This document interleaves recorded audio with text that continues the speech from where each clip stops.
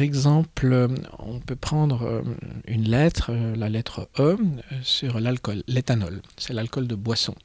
Et j'ai trouvé assez intéressant de faire ce rapport avec la littérature en disant que dans la littérature du 19e siècle, elle a été traversée par différents courants littéraires, comme le naturalisme, le réalisme, le romantisme, etc.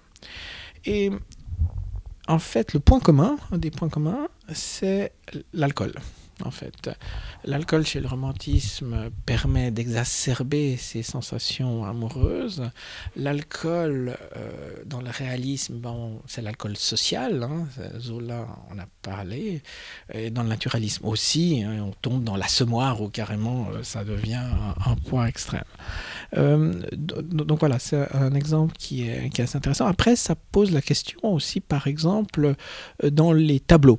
Dans les tableaux de maître, quel est le rôle de l'alcool d'éthanol? Et vous seriez assez surpris de voir que c'est un thème assez récurrent, de voir des gens soit au bistrot, autour d'un verre d'absinthe, en train de boire. Alors ça pose aussi la question, pourquoi par exemple l'absinthe a disparu à cette époque, pourquoi elle a réapparu?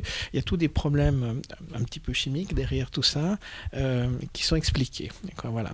Donc on voit qu'on part finalement d'une molécule ou de deux molécules et on arrive soit à la littérature, soit à la peinture de cette façon-là.